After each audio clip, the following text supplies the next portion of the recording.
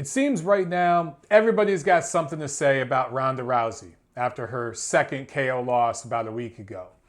2 years ago, I took a lot of heat because I made a video about this. Ronda Rousey wins Best Fighter at the ESPYs this week in Los Angeles, and I think it's a travesty, a great disrespect to boxing, and it shows just how much of a joke these mainstream award shows really are. Now, to be clear, my video wasn't dissing Rousey. I wasn't hating the player, I was hating the game. I just thought there was no way in hell this was the fighter of the year, let alone the best in her own sport, even the best in her own sport on the female side, until she fought Cyborg.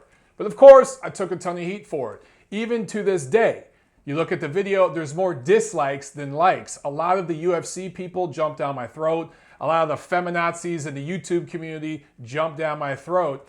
It was non-stop because I was willing to say something dangerous, to say something against the pale like this. Ronda Rousey has not even proved that she's the best female athlete in her own sport. And let's be honest, the talent pool in MMA is not that strong. It's still a young, growing sport.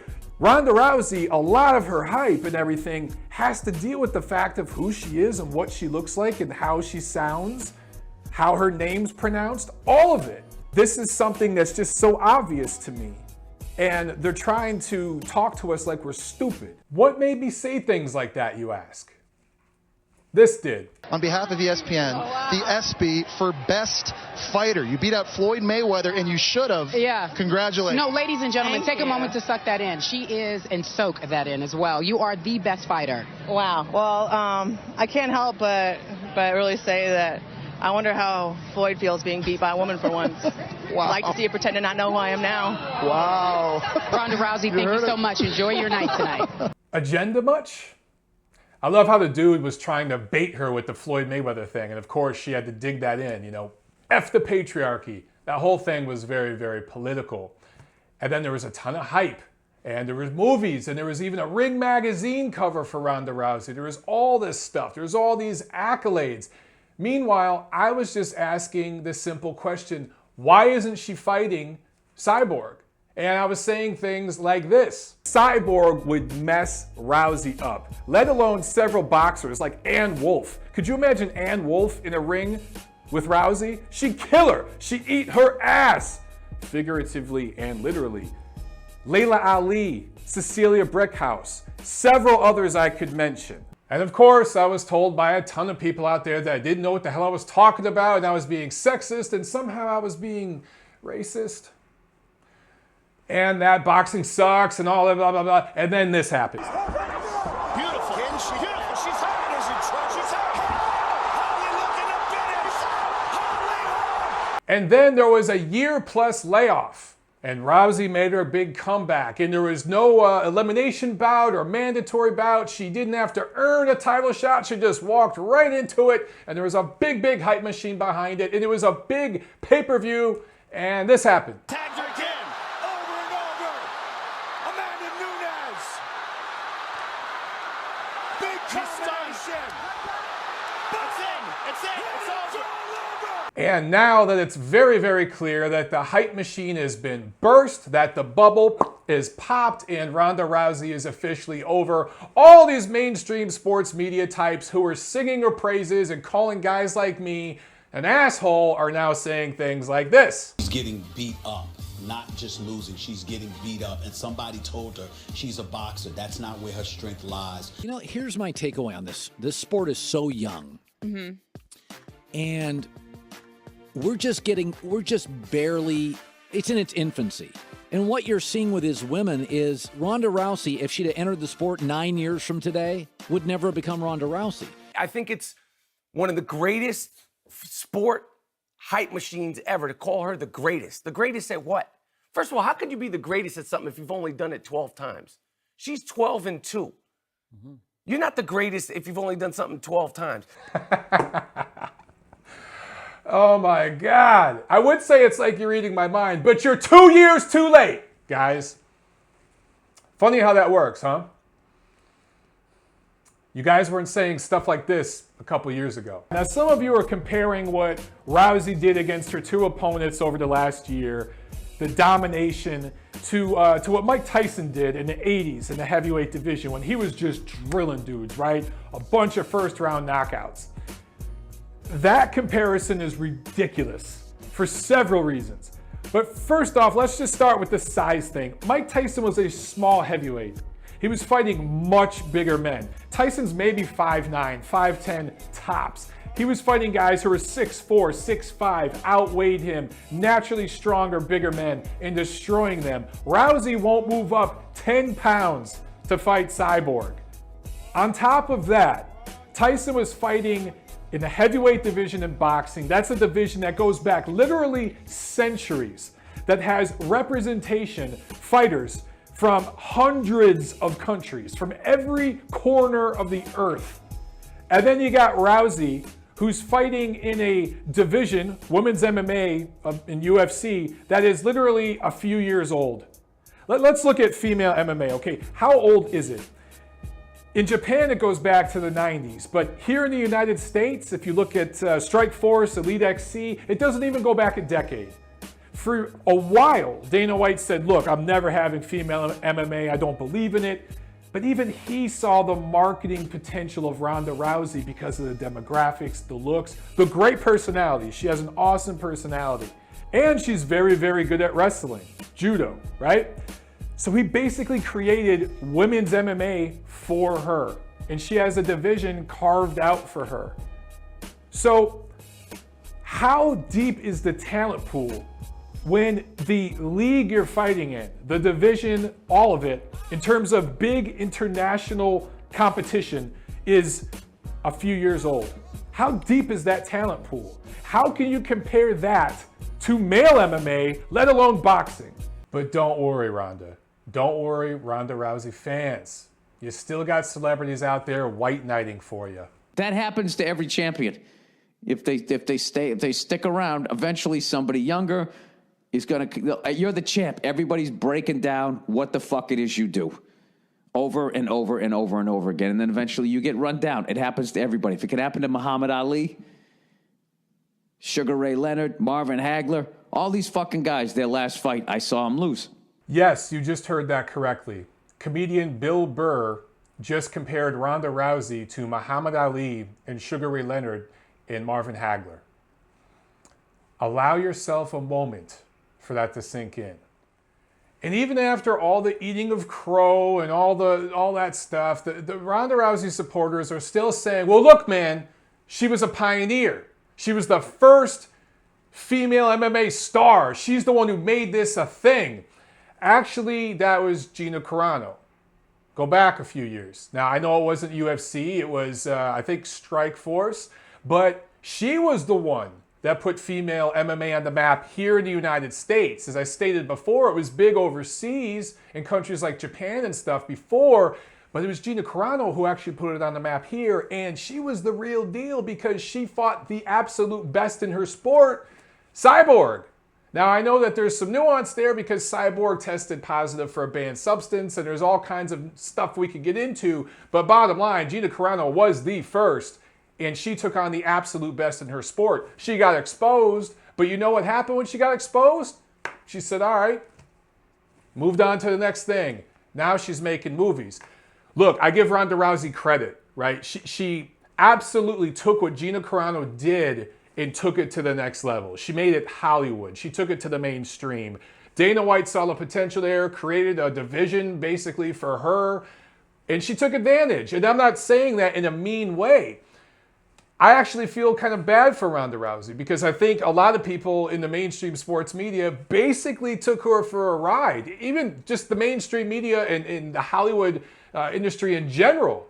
And it's going to be interesting to see if all those people continue to befriend her now that it's all over. Is she still going to be on magazine covers? Is she still going to be doing features on different TV shows and movies? Or is it all going to go away?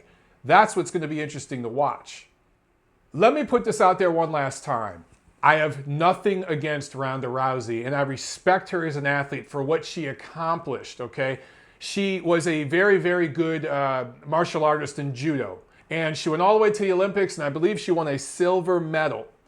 But she went on to the pro ranks in MMA, and that only lasted so long until she fought people that could expose her weaknesses. And she started to buy into the hype a little too much, her own hype, and she started to get an attitude, and she was cocky. And some of the people now are really, really going to just classless lengths bashing her. Some of the memes and stuff I'm seeing on Twitter, it is too much. And I'm not white knighting here, guys, but you got to give respect where respect is due. And a lot of the people talking a lot of trash, even going back to when Holly Holm beat her, a lot of these boxing guys suddenly became Holly Holm fans that didn't give a damn about her before. And I even talked about that in a video after that fight. A lot of boxing fans went nuts on social media. And some of it was okay, but a lot of it was just bad. And a lot of it was classless and tactless and just makes us look bad. Okay, I want to clear up a couple more things, and then I'm going to let this subject go. After that Rousey-Nunez fight, that card where I was actually watching at a bar, I was visiting some family on the East Coast in Charlotte, North Carolina, and a couple of friends, some former coworkers and stuff, were watching the fight at a bar out in the suburbs where it was free of charge. There was no cover charge and stuff. So I met some guys out there, and when we were driving back home to the city after the fight, I made a rant video in my cell phone, and it was, kind of late, and I was kind of tipsy, and I wanted to make some points in that video. I articulated some of them okay, but some of them I could have articulated much, much better. Wanted to clear some things up. In that video, I mentioned the demographics of the bar I was at. And I mentioned that I was in, quote unquote, middle America. And that the majority of the crowd was Anglo-Saxon, Protestant, white males, Caucasian males, right? Non-ethnic Caucasian males, right? Doesn't mean that there wasn't other types of people there, but that was the majority of it. And I brought that up because I wanted to illustrate the point that the UFC and MMA does an outstanding job marketing to that demographic, and that's their biggest demographic. It just so happens to be the biggest demographic in this country as well, at least when it comes to sports, right? Most sports. So they do a great job marketing to that fan base. And sitting in that bar, I was surprised. As a boxing guy, I'm not used to seeing this. In a bar where you have a pay-per-view card headlined by 2 female fighters, and it's a bar full of guys, young guys, mostly Anglo guys, coming to this bar to watch this fight. It was something I don't see much in boxing. And I thought about this, and it's something I've thought about a lot in the past and talked about a lot in the past. Boxing does a horrible job marketing to that demographic. They've all but ignored them and kicked them out, played them for a fool too many times, ripped them off too many times, however you want to put it, to where that group, again, it's the largest demographic in this country, has pretty much said F boxing, and they're watching MMA. And every time Bob Arum, guys like him, some of the archaic thinking guys that work in boxing, say things like, all the MMA and UFC fans are, just all Anglo males, and they're probably skinheads, and they probably vote for Trump, and they're probably racist. And every time he says stuff like that, and he's not the only one in boxing who says that kind of stuff, it just pushes that demographic further to UFC and further away from boxing. And more than that, the last time that demographic really bought into boxing was Mayweather-Pacquiao. And it wasn't just that fight. That was when the most of them tuned in. But for years, that group was being targeted in pay-per-view dollars, for pay-per-view dollars, and to go to the fights, and being sold this tale that these 2 superstars are eventually going to fight. The stars will eventually align, and when it does, you're going to get a great, great event, a once-in-a-generation kind of event. So for years, they bought Mayweather pay-per-views when he was fighting very, very poor opposition, at least for a pay-per-view level fight. They bought Manny Pacquiao pay-per-views, and sometimes Pacquiao took challenges, but there were also times where he fought lesser opposition. Both of them had shit undercards. And they kept upping the price of the pay-per-views. I remember when Mayweather fought Canelo Alvarez and they priced it at $80. I remember saying to everybody right then and there, that's it. The pay-per-view has been bumped. The price scale has been bumped. It's never going to be $50 or $60 again in boxing. It's $80 now for HD, which everyone buys the HD. And then finally when they fought, they were charged $100. None of them could afford a damn ticket to the fight because it was all pretty much celebrities and whales there. And the fight sucked. Further pushed that demographic away. When I was at the bar, at that Ronda Rousey fight, that card against Nunez, I talked to a few of these guys. And a few of them were astute boxing fans and really, really knew their shit. But the majority of guys there didn't know anything about boxing. They'd ask questions like, is Tyson still fighting? You know, those sorts of questions.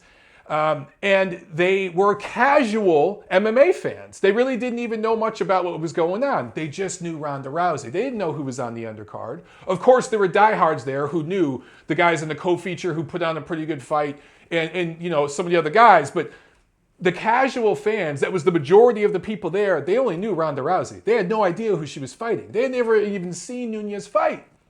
And they were there watching it because of Ronda Rousey. It just spoke to me. And that's why I brought that up in that video. It wasn't to hate on Middle America. I come from Middle America. I'm from Michigan, okay? Anything that is not New York or LA, I consider to be Middle America. It's not a put down. It's actually a compliment. LA and New York are freaking insane. It's just these are the media centers in this country. So anything that's not that is Middle America. I wasn't saying it as a put down. Stop being so sensitive, guys, okay? Another thing, and this was one that really, really irked a lot of you. I made the comparison that if boxing is the NFL, then MMA is college football. And a lot of you guys, the UFC guys, some of you guys are really sensitive as well. You really, really took that to heart and really got upset. Let me break down that analogy a little bit more because I did a horrible job of explaining it in my original rant video. Let's start with the structure of football, okay? If you're a stud in high school, you go to college. But 1% of those guys will be a stud in college. If you're a stud in college, you might go to the NFL. You might. You know, a college football team has 60 some odd guys, and maybe one or two will get drafted in the NFL. The average NFL career lasts a couple of years. But by the time you just make an NFL roster, you've gone through several layers of competition, right? The highest level of competition at that point in your life, and you've continued to prove that you are among the 1% best of each class as you move up. Making an NFL roster means you're in the 1%, the top 1% of all the football players in the world, basically, just making a roster. To get to where you are an all-pro level NFL player, you are among the top 100th of 1% of NFL or football players in the world. You have gone through so many levels to get to that point.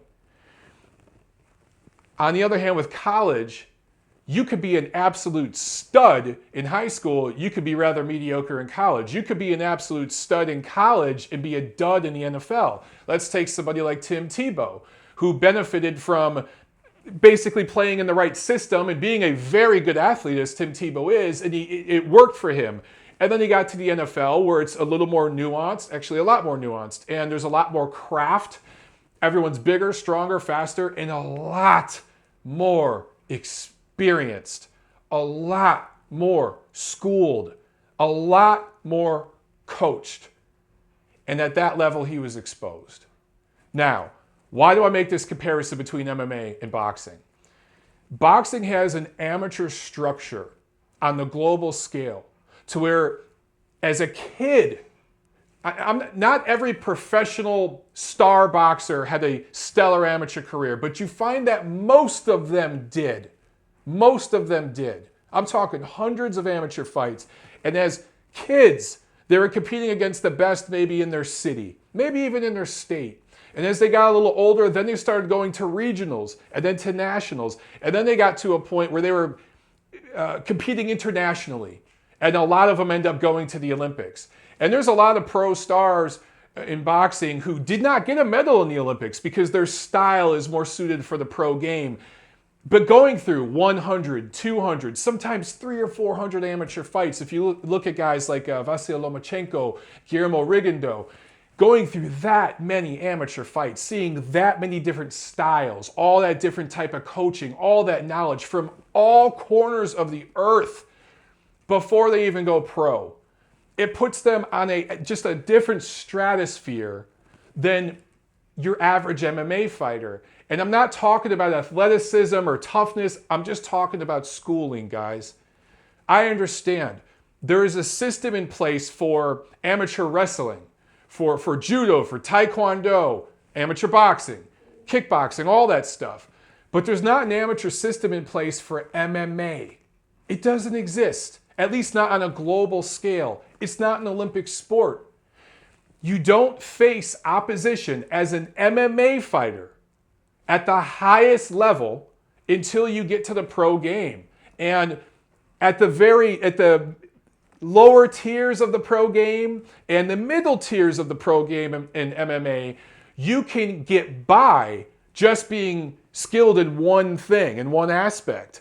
But to really, really get to the top, you can't be weak. You don't have to be great, but you can't be weak in any one place, especially boxing, or as you guys call it, stand-up. Ronda Rousey, as I mentioned before, silver medal in judo. Judo is wrestling. Judo and wrestling is the same shit.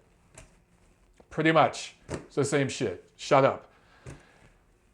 She got very, very far in MMA because her wrestling background, she was able to tackle girls and submit them and snap their arm and do all that kind of stuff. Girls who didn't have any real boxing or kickboxing experience that could expose her while she was on her feet.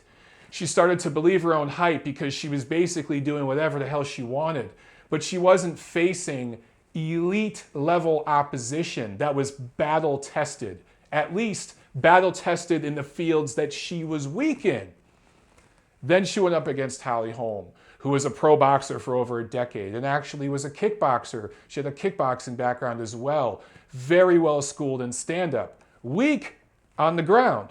And that was showed because Holly Holm lost her next fight, I believe, by submission after beating Rousey. But stand-up was on point, and she completely exposed Ronda Rousey. She showed the blueprint for how to fight her. And when Nunes came into that fight, she wasn't trying to go to the ground. She was keeping it all up on her feet, and she was just, bam, shooting for the chin. And Rousey showed absolutely no improvement. Her and her team had apparently worked on head movement leading into this fight with Nunes, but she couldn't do it. She was shook. Yes, some of it was mental and emotional and all that, but it's the physical reflexes. They just aren't there. She could train in head movement for 2 or 3 more years. It's never going to kick in, at least not when she's buzzed. She could do it consciously, but subconsciously, the reflex isn't there.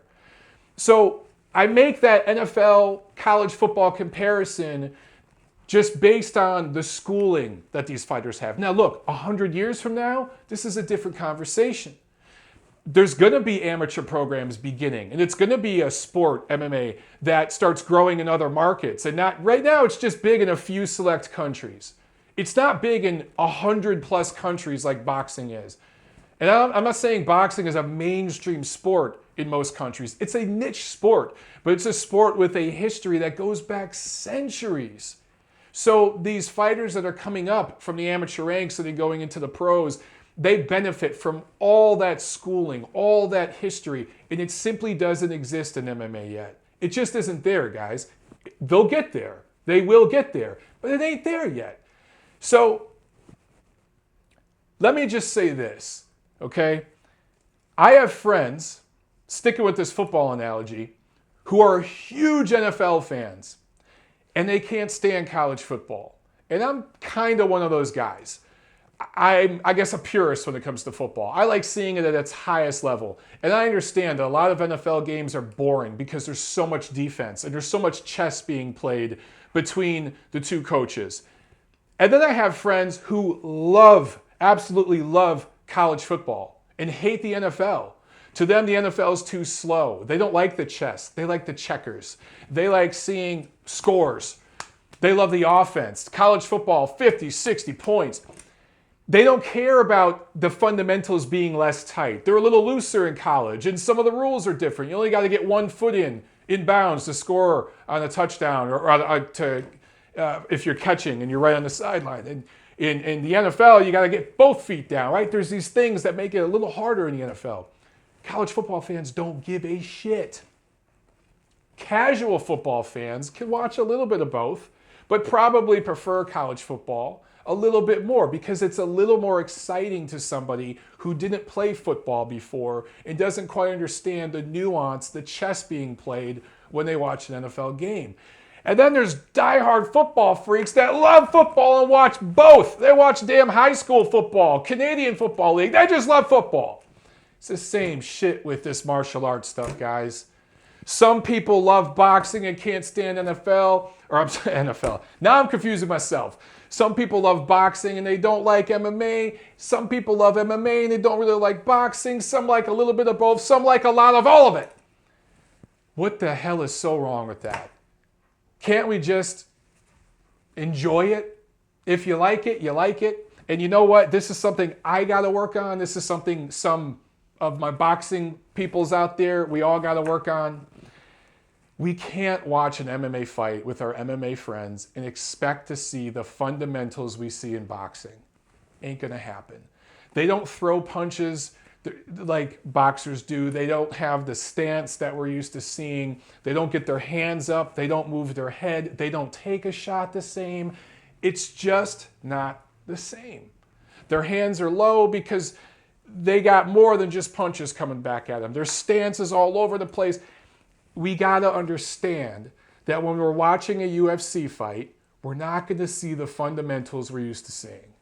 We got to lighten up, guys, myself included. I'm checking myself here, all right?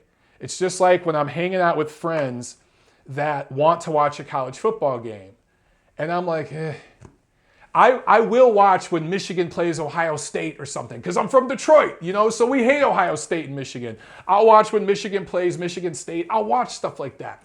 But I don't care if Tennessee is playing Virginia. I don't give a shit. But I have friends from those places, and when those teams play, they want to watch it. And I watch it with them, and I kind of bite my lip. I bite my tongue a little bit, and I just tell myself, it's not going to be the NFL, dude. The passes are going to look like shit. The routes that the receivers are running aren't going to be tight. The defense is going to be bad. It's not going to, compared to the NFL. It's going to be great for college football, but compared to the NFL, I have to remind myself. And I have to remind myself it's the same with the MMA. And I respect those guys and girls for what they do. And it's just different. Right? So let's just all get along, damn it. That is my message with this damn video. And with Ronda Rousey, she got exposed. She's not what a lot of you guys thought she was. Some of us were telling you that years and years and years ago, and finally it's all out in the open. It's all good. You wanted to hate, now you want to talk just like we did. Whatever. All is forgiven. I wish Ronda well, and I hope that she can convert into a Hollywood career or something like that. I could even see her getting into politics or something in a small way at the community level. I could really see that in her. She's got that. So she'll be fine. And let's get along. Let's move forward. Let's drop this damn subject and just enjoy what we enjoy. That's it.